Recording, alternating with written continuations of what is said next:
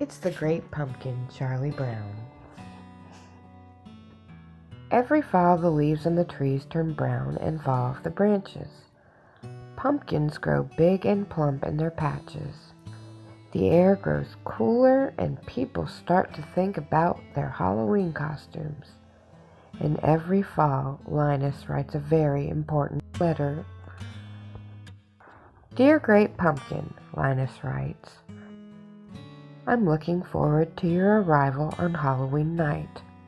I hope you will bring me lots of presents. Who are you writing to? Asks Charlie Brown. The Great Pumpkin, Linus replies. On Halloween night, the Great Pumpkin rises out of his pumpkin patch and flies through the air with his bag full of toys for all the children. Linus's sister Lucy isn't happy that Linus is writing to the Great Pumpkin. You'll make me a laughing stock of the neighborhood, she complains. But Charlie Brown's sister Sally doesn't think Linus is crazy. She thinks Linus is wonderful. He is her sweet baboo. Wouldn't you like to sit with me in the pumpkin patch on Halloween night and wait for the Great Pumpkin? Linus asked. Sally is thrilled. I'd love to, she tells Linus. Later that day, Charlie Brown has a surprise waiting for him in the mailbox. I got an invitation to a Halloween party, he exclaims. Lucy thinks the invitation must be a mistake. There were 2 lists, she tells Charlie Brown, one to invite and one not to invite. Charlie Brown knows which list he was probably on, but he decides to go to the party anyway. On Halloween night, everyone is planning to go to the party except Linus. My blockhead brother will be out at the pumpkin patch making his yearly fool of himself, Lucy grumbles. She can't understand why Linus would choose to miss out on all the fun that Halloween has to offer by sitting around in a pumpkin patch. Everyone puts on their costume. Lucy is dressed as a witch. Charlie Brown is dressed as a ghost, but no one can tell what he is supposed to be because he had some trouble with the scissors. Sally is also dressed as a ghost. They figured out how to use the scissors just fine.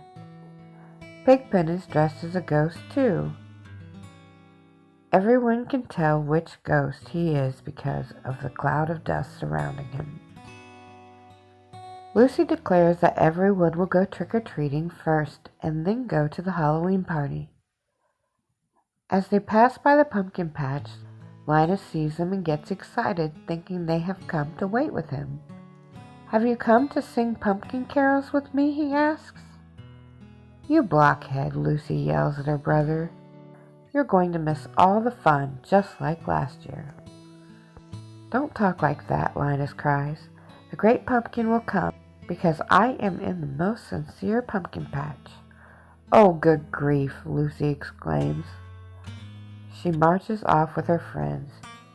It looks like no one wants to join Linus in the pumpkin patch to wait for the Great Pumpkin except, what about Sally?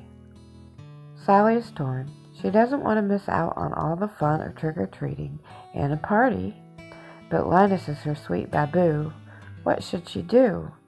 Sally runs back to the pumpkin patch. I'm glad you came back, Linus tells her. You'll see the Great Pumpkin with your own eyes. Linus is positive the Great Pumpkin will pick this patch. Why wouldn't he?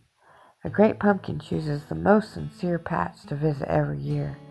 And how could a pumpkin patch be more sincere than this one? Sally hopes Linus is right. Meanwhile, the rest of the kids go trick-or-treating. Tricks or treats, money or eats, they yell at the front door. Everyone compares what they get. I got 5 pieces of candy, brags Lucy. I got a chocolate bar, exclaims Patty. I got a quarter, says Violet happily. I got a rock, said Charlie Brown sadly. and that happens every door. All the other kids get wonderful treats like candy, gum, and popcorn balls, and Charlie Brown gets rocks.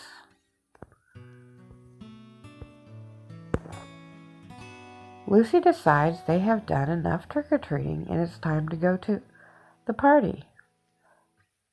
After all, everyone has a bag full to the brim with treats.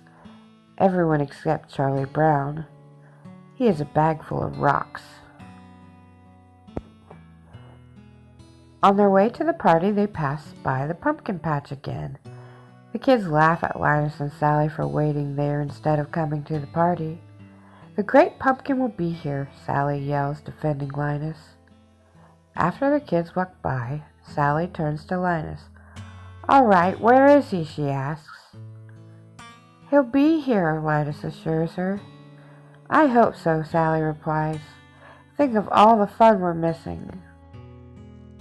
And the Halloween party is a lot of fun, for everyone except Charlie Brown.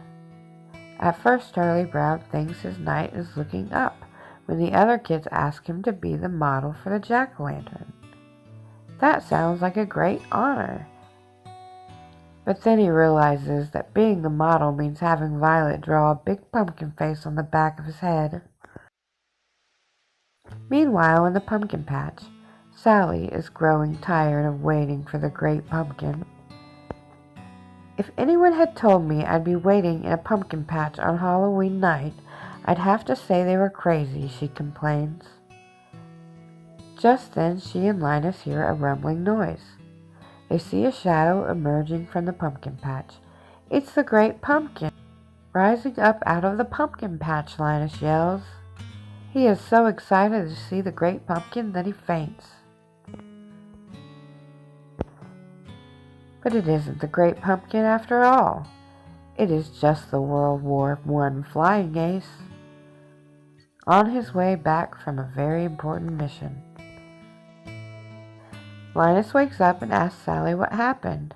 "I was robbed," howls Sally. "Halloween is over and I missed it." She stomps out of the pumpkin patch, leaving Linus all alone to wait for the great pumpkin. Linus falls asleep waiting, and later that night, Lucy comes to bring him home and tuck him into his warm bed.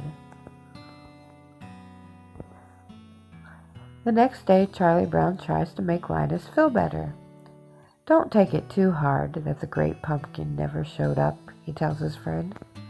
But Linus doesn't feel let down. "Just wait until next year," he tells Charlie Brown. "I'll find the most sincere pumpkin patch, and I'll sit in the pumpkin patch until the great pumpkin appears."